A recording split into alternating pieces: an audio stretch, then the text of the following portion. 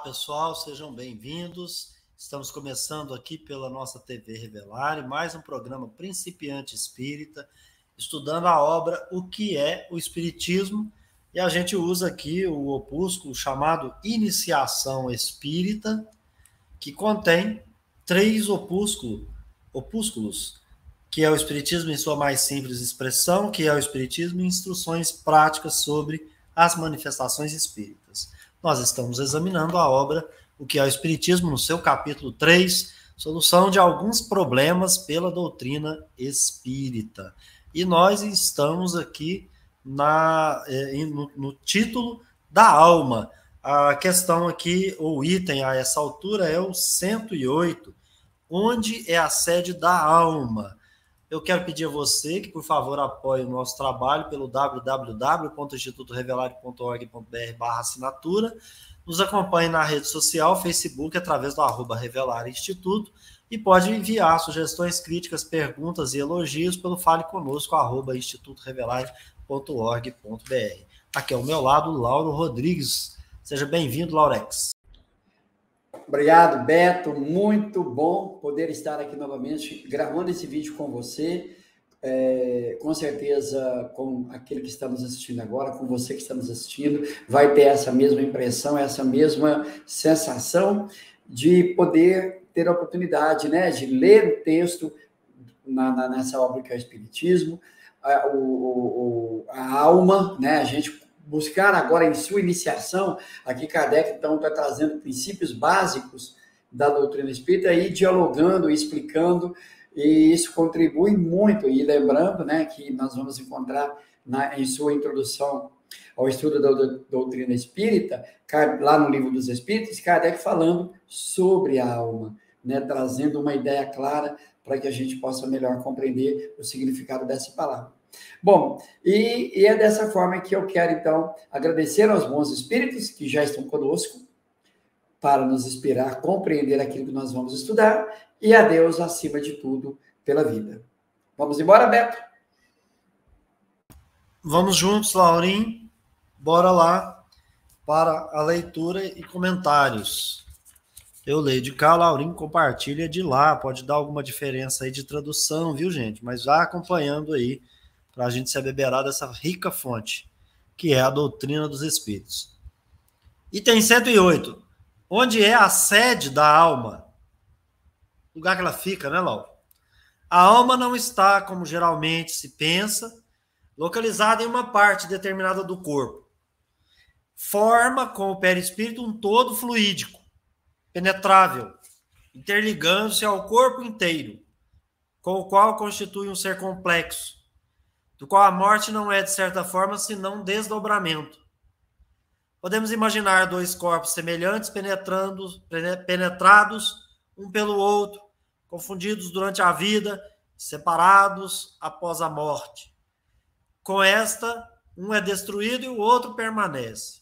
Durante a vida, a alma age mais especialmente sobre os órgãos do pensamento e do sentimento.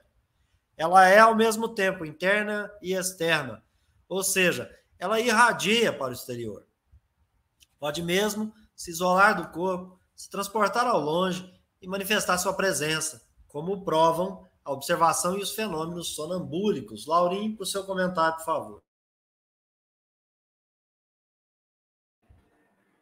É bom destacar aqui, né, a gente compreender, porque no Livro dos Espíritos vão dizer lá que a alma não está encerrada no corpo físico como um pássaro em uma gaiola. Então, ele traz essa analogia, essa imagem para que a gente possa compreender.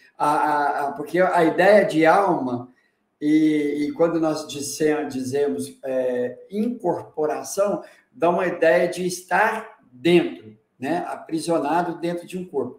Mas, compreendendo, então, o perispírito, a alma, esse ser que tem em torno de si esse aglomerado de fluido que forma um ser duplo, então, por enquanto, alma e perispírito forma espírito, então essa alma encarnando, ela está envolvendo o corpo físico que está se formando. Então, à medida que o corpo vai se desenvolvendo, né, o embrião vai se desenvolvendo, esses fluidos vão penetrando e vão se ligando a célula desse corpo que está se formando, e quando nasce, então, tem em torno desse corpo esse aglomerado de fluido.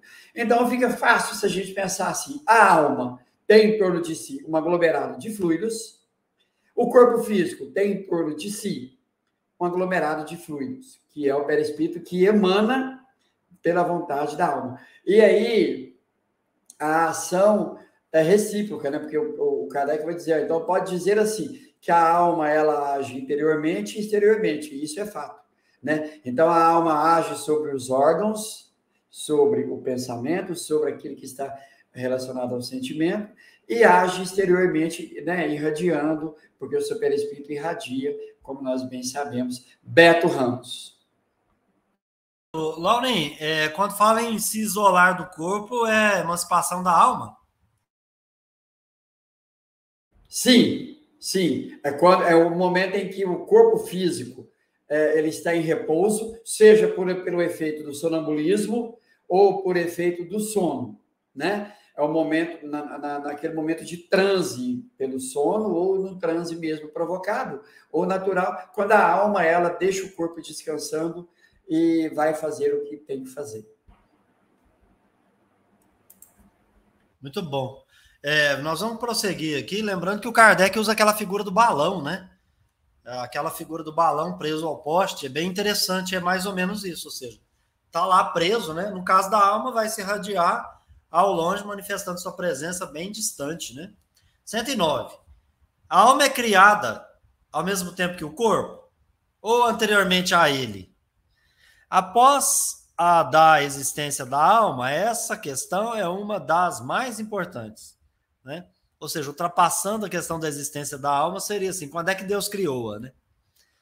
Pois de sua solução decorrem consequências muito graves. E lembrando a você, Laurim, que quando a gente fala, né, que a questão que decorre consequências acaba se tornando um princípio. Ou seja, a alma existe, né, e a alma é imortal. É ela a única chave possível de uma quantidade de problemas que, por não ter sido colocada essa questão, permanecem insolúveis até o momento. Ou seja, quando é que a alma foi criada, se ela existe, e a questão da criação da alma vai solver muitos problemas, porque é o seguinte, se ela for criada junto com o corpo, tem muito problema que vai permanecer, a gente não vai ter condição de explicar. Mas se ela foi criada antes do corpo, aí a gente explica muita coisa, que eu entendo que é isso que o Espírito está falando aqui. De duas, uma, ou a alma existia ou não existia antes da formação do corpo. Então pode haver meio termo. Com a pré-existência da alma, tudo se explica lógica e naturalmente, ou seja, a alma criada antes de qualquer corpo envergado. Sem ela, é mesmo impossível justificar certos dogmas da igreja. E é a impossibilidade dessa justificação que conduz à incredulidade tantas pessoas que raciocinam. Ou seja, o próprio Kardec está dizendo, até para os dogmas da igreja, é necessário a alma existir para poder responder a algum deles. E ele vai dizer, né, essa situação de existe, mas não existe, é assim, mas não é assim, aquela questão que não deixa resolver o problema é ou não é, ele vai dizer, afasta muita gente e conduz essas pessoas para a incredulidade, porque as coisas ficam mancas, né? Não fica lógica, não fica com razão e com bom senso. Os espíritos resolveram a questão afirmativamente. Ou seja, a alma é pré-existente aos corpos.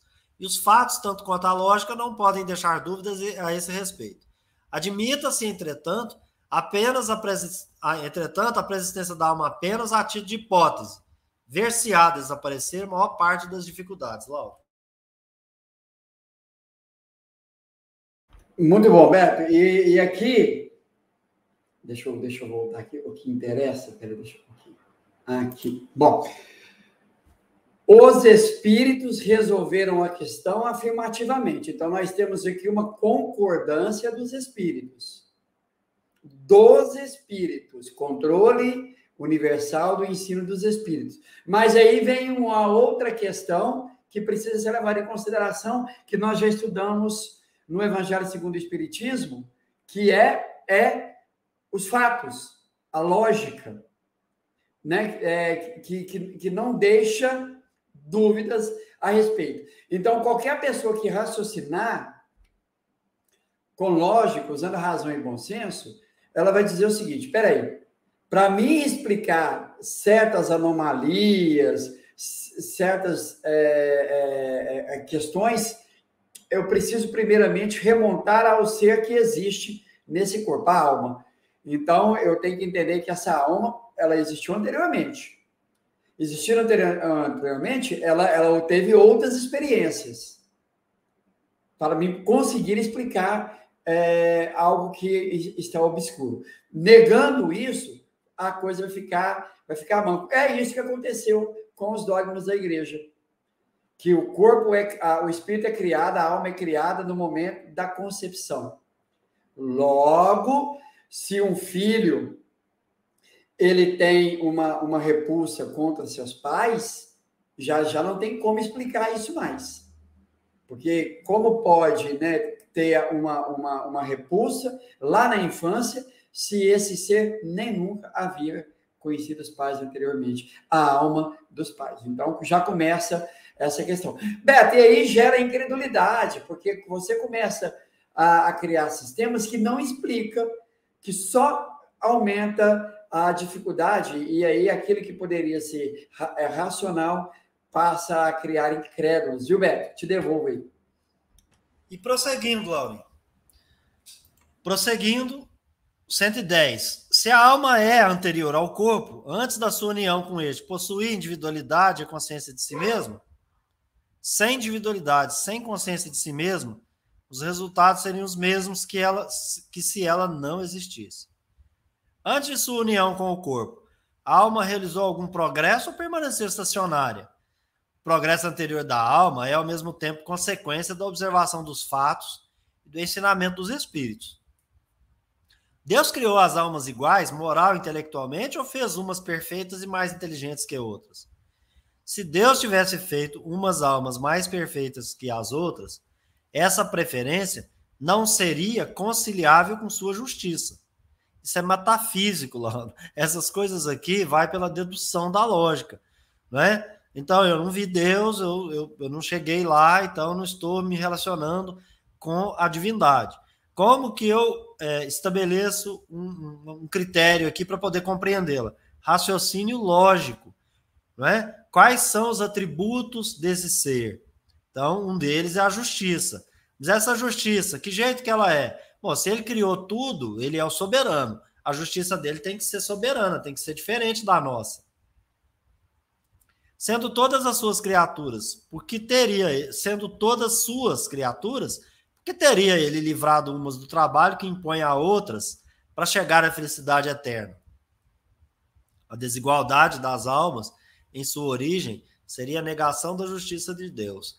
Então, Lauro, da 110 até a 112 aí, né, ele falando da alma anterior ao corpo, da sua individualidade, da sua consciência, o que isso significa, né?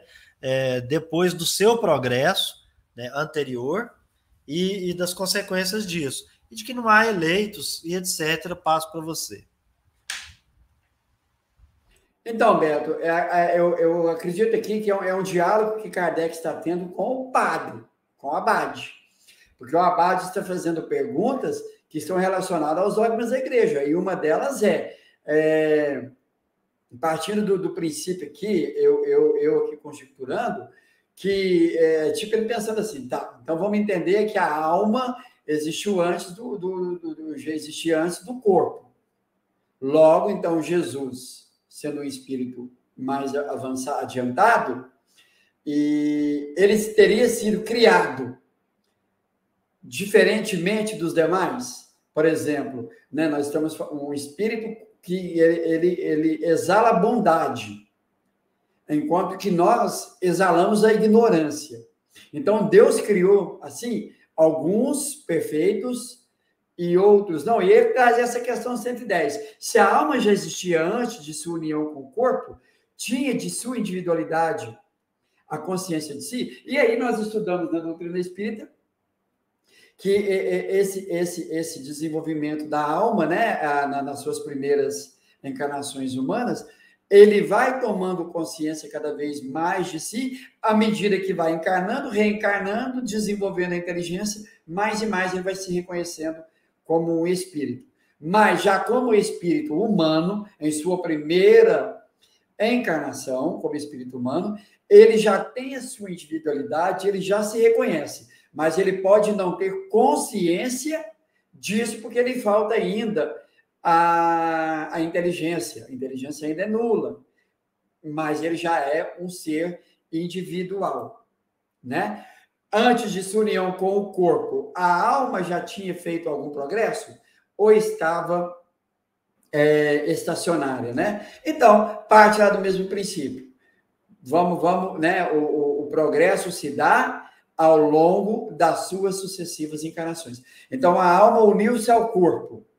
Hoje, por exemplo, ela já traz em si algum conhecimento? Ou ela estava lá no mundo espiritual, à toa, parada, sem fazer nada, aí de repente alguém chegou e falou: você vai encarnar. E ela vem para cá estacionada, sem nenhum progresso, né? E aí a resposta: o progresso anterior da alma é, ao mesmo tempo, demonstrado pela observação dos fatos e pelo ensino dos espíritos. De novo, controle universal. Os espíritos vêm dizer: a alma era simples e ignorante, e não é na primeira e nem na segunda encarnação que ela desenvolve a inteligência, é depois de centenas ou milhares de encarnações. E isso os espíritos vêm ensinando e vêm confirmando isso, né? Durante o Livro dos Espíritos, a gente vai trabalhar isso, então, quer dizer, é um fato, né? Baseado nos ensinos dos espíritos. 112. Deus criou as almas iguais, a gente comentou isso agora. E o Beto foi feliz quando ele disse: gente, vamos nos basear lá no livro Evangelho segundo, no Livro dos Espíritos, quando vai tratar lá em seu item 13, nos atributos da divindade. Então, vamos pegar todos os atributos de Deus, colocando esses atributos infinitos e perfeitos, e dentre eles está a justiça. Uma vez que nós colocarmos assim, não, Deus criou espíritos perfeitos e outros não, espíritos isentos do trabalho, ou seja, de não precisar encarnar para desenvolver, e outros tendo que trabalhar, passar por tantas dificuldades, já colocamos uma deficiência nessa justiça. Então, Deus ali, ele já tem um ponto falho, e um outro qualquer, que for mais justo do que ele, pode ser Deus, ou seja, Deus já vai ter um concorrente, por assim dizer, né, Beto? Passo para você aí, Beto. Sem dúvida, Laurinho. Isso. Bom, eu só queria dizer o seguinte: aqui eu não sei se ele está falando com o padre, não, porque aqui eu não acho que está nos diálogos, né? O Kardec usa o sistema dialógico, pergunta-resposta, para identificar o tema e delimitar o assunto que ele está tratando. E eu acredito que não seja um diálogo propriamente dito, Lauro, porque essas perguntas aqui são de cunho eminentemente filosófico, né? Ele está trazendo a metafísica, ele está trazendo questões que eram estudadas no ensino médio e no ensino superior da época. Então, eles levam essas perguntas para os espíritos. Ademais, recordar que quando ele vai receber os 50 cadernos, desde 1849, havia notáveis pessoas da época já estudando e fazendo perguntas de cunho e natureza filosófica, né? De cunho moral e por aí afora. Então, aqui, não sei, não saberia dizer se seria um diálogo direto com A ou B, não. Mas o sistema dele é dialogado. É como se você estivesse diante da obra A República de Platão, em que Platão escreve e coloca Sócrates conversando com Glauco, com Parmênides, perguntas, respostas e refutações, né? Acho que ele usa esse tipo, esse modelo aí de forma didática de explicar as coisas. 113. Se essas almas são criadas iguais, como explicar a diversidade nas aptidões, nas predisposições naturais que existem entre os seres humanos na Terra? Essa diferença é consequência do progresso que a alma realizou antes da sua união com o corpo. As almas mais avançadas em inteligência e em moralidade são aquelas que viveram mais e que mais progrediram antes de sua encarnação. Aqui, Laurim, depois quero te ouvir, seria importante lembrar, essa diversidade é consequência do progresso que a alma realizou antes de sua união com o corpo. Não quer dizer, tá vendo? Ela está evoluindo lá no mundo espiritual. Não, ele está falando das reencarnações anteriores e antes da união com esse corpo atual que vai envergar essa ou aquela aptidão. Penso eu. 114. Qual é o estado da alma na origem? As almas são criadas simples e ignorantes. Simples, sem ciência.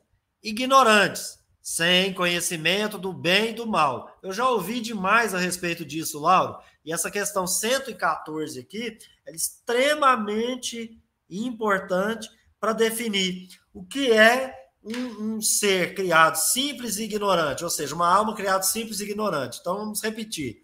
As almas são criadas simples e ignorantes. Simples porque não possuem ciência e ignorantes porque não têm ciência do bem e do mal, né? Sem ciência e sem conhecimento do bem e do mal. Por isso, simples e ignorante. Obviamente, né, Laura? Simples, ciência, conhecimento, né? E ignorante. Ignora ainda a escolha, né? O caminho menos equivocado, porque ela ainda não experimentou, né? Mas com uma igual aptidão para tudo. Aptidão para tudo. Para que eu sou apto? Para tudo. Tudo. No princípio, elas estão em uma espécie de infância, sem vontade própria, sem consciência, perfeita da sua existência. Porque ele respondeu lá no anterior. Sem individualidade, sem consciência, não existe. Aí você voltaria em todas aquelas teorias e sistemas antigos. Aqueles sistemas não responderiam o que o Espiritismo consegue responder. Então, nesse sentido aí, né, sem consciência perfeita, ou seja, a gente vai ter consciência perfeita da nossa existência quando chegar espírito puro e aí vai evoluir bacana. Pouco a pouco o livre-arbítrio se desenvolve ao mesmo tempo em que as ideias. Livro dos Espíritos, número 144, seguintes. Para terminar, a alma realizou seu progresso anterior no estado da alma propriamente dito ou em uma existência corporal precedente? Olha aqui, respondendo aquela questão que a gente colocou, não é? Essa diversidade é consequência do progresso que a alma realizou antes da sua união com o corpo. Então, agora ele vai responder antes da união com o corpo, aonde que foi esse progresso realizado.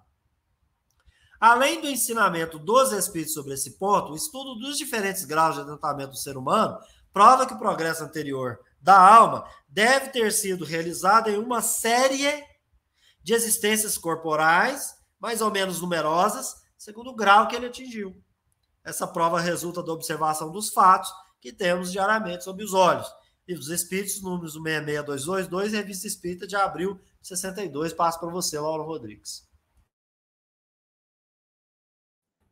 Bom, então compreendendo, né? Então, que a alma ela se desenvolve. E aí, Beto, entra uma questão, e quando você disse assim, muitos vão dizer assim, tá vendo? A alma evolui no mundo espiritual. Ela evolui no mundo espiritual, né? Ela aprende lá também. Mas é aqui que, de fato, ela se desenvolve. Passando pelos perrengues aqui. No sentido aí, Laurex, é só da questão relacionada com a alma que evoluiu no mundo espiritual somente, né? É claro que ela vai aprender, né? Conhecimento você vai adquirir em todas as fases da sua existência, seja no mundo primitivo, seja aqui no mundo material. Mas eu quis levantar a hipótese para isso, né? De que teria o espírito, porque lá no rustanguismo a gente já viu essa teoria, né? De que Jesus teria evoluído direto no mundo espiritual, sem queda, etc. Isso aí, Beto. E aí vai derrubar aqui por terra, né? Essa ideia de que a alma, como você citou, Rustang, então a alma ela é criada perfeita e aí ela dá uma errada lá e aí ela precisa encarnar como meio de castigo para que ela se recomponha novamente com as leis e aí ela volta novamente ao estado de espírito e não reencarna, né? E não encarna mais ou não reencarna mais. Mas isso é uma teoria. O que é importante entender aqui é que a alma ela vai trazer suas experiências. Beto, eu penso aqui que Kardec pode ser até que não seja um diálogo com o padre, né? Eu citei o padre aqui porque eu estou me baseando nas perguntas que está tratando de dogma, de ideias da igreja. Mas também eu percebo que aqui não é a resposta dos espíritos, e sim de Kardec, né? É Kardec trazendo os conceitos, os princípios, e explicando de acordo com as perguntas. Vamos entender que não seja um diálogo, né? Mas que é importante que Kardec está dialogando com a igreja, com os dogmas. Beto? É um diálogo. A forma é dialógica. A forma é uma conversa. É alguém respondendo para alguém. Pode ser com qualquer pessoa, de fato. Aqui você tem razão, é o Kardec escrevendo o resumo, assim como ele faz com o Evangelho segundo o Espiritismo, que é uma obra material dele, inclusive ele declara isso lá na própria introdução, né, quando ele vai falar que ele materialmente produziu aquela obra e, portanto, o trabalho é dele. Aqui sim é ele que está fazendo o resumo, ele esclarece isso lá no princípio, inclusive, do motivo por quê, né? Foram pedidos para ele fazer um resumo aí do Espiritismo, para compreender, para poder iniciar. Até por isso que essa obra da editora Edicel, né, chama Iniciação Espírita. Passo para você.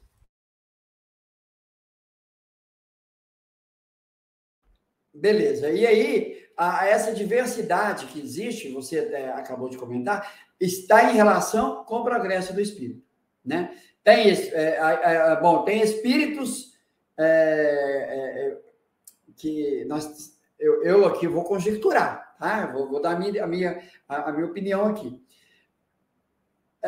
Os espíritos vão e vêm, estão numa constante, vai e vem em mundos. Então, não necessariamente que tem espíritos que vão se desenvolver só aqui na Terra. Claro que muitos de nós estamos desenvolvendo mais aqui na Terra, mas nós vamos encontrar no Livro dos Espíritos que não é só na Terra que se dá o progresso, né? Que a grande maioria vem de mundos mais primitivos, e que a Terra já foi primitivo, logo recebeu espíritos, então, de outros mundos para desenvolver, ajudar no desenvolvimento da Terra, enquanto era um mundo primitivo, e por aí vai. Então, quer dizer, quando falamos em diversidade, nós estamos falando de espíritos que já experienciaram em outros mundos também, e traz as suas experiências,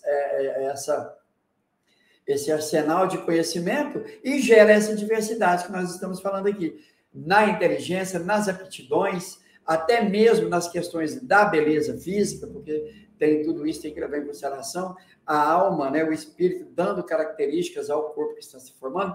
Então, nós vamos encontrar uma infinidade de diversidade. E é isso que faz o grande barato do negócio. Nós aprendemos a viver nessa diversidade. Imagine se as almas tivessem criadas todas, Deus tivesse criado as almas todas iguais. Seríamos, assim, nas mãos de Deus, um robozinho, né?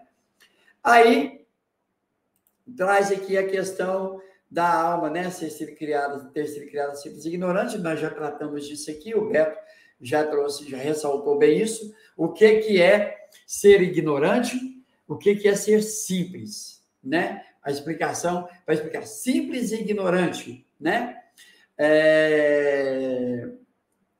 E esse desenvolvimento vai se dar, naquilo que nós falamos agora há pouco, nas sucessivas encarnações dessa alma, desse espírito. Vai encarnando, vai amealhando o conhecimento, vai despertando, tendo discernimento do bem e do mal, e vai optando pelo seu livre-arbítrio, que vai se desenvolvendo a partir do seu intelecto. Ele vai escolhendo o que melhor ele acredita ser para ele, e com as suas escolhas ele vai aprendendo cada vez mais. Então, e essa aptidão é para todos. Então, todos nós, quando ainda simples e ignorantes, vamos escolhendo, né, de acordo com aquilo que a gente quer, com aquilo que a gente entende que é o melhor, mas vejam bem, todos nós partimos do mesmo princípio. As escolhas é que está relacionado ao livre-arbítrio. Eu escolho seguir esse caminho, enquanto o Beto escolhe seguir aquele caminho. Aonde vai dar esses caminhos é só a gente, cada um de nós, que vai compreender à medida em que a gente for aprendendo com esse caminho que a gente está seguindo. Beto, passo para você. Você está mudo, meu amigo? Desculpa. Vamos embora então, Laurinho. Semana que vem, a gente então prossegue com o ser humano durante a vida terrestre. Hoje a gente falou da alma, a gente está estudando algumas soluções propostas por Kardec para alguns problemas. Quem traz é a doutrina espírita. Apesar do Kardec construir, todos os pontos debatidos aqui foram extraídos do conjunto de ensino aí dos espíritos superiores. Agradeço a Deus e aos bons espíritos por mais essa oportunidade, a vocês todos que nos acompanharam ou que de alguma forma ainda vão acompanhar esse vídeo. Deixa aí a sua sugestão, sua crítica, sua pergunta. Fale conosco, @institutorevelare.org.br, tá aí para vocês, é o nosso canal de conversação. Passo para você, Lauro Rodrigues, agradecendo também a você, além dos bons espíritos, de mais uma oportunidade aqui da gente construir juntos. É bem legal a gente estudar. São algumas coisinhas, né? Umas filigranas pequenas que a gente não aprendeu aqui, não aprendeu ali. Você estuda essa obra aqui, já concebia com outro conhecimento ali, e as suas explicações, o seu compartilhamento são sempre bacanas, né? Aqui a gente é estudante, ninguém é professor, e vamos junto. E junto com você, a vida fica mais azul. Um abraço para você, Lauro Rodrigues. E a todos e todas, a gente se encontra no próximo vídeo. Esse cara agora aprendeu a filosofar, agora tá danado, hein, gente?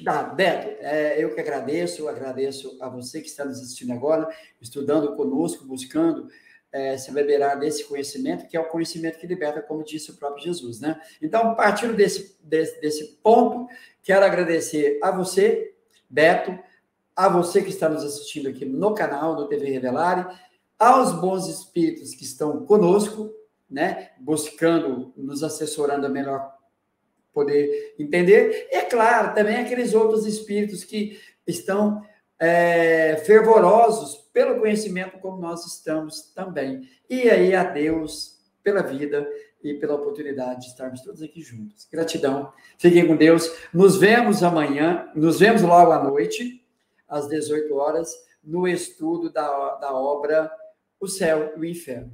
Um abraço a todos. Fiquem com Deus.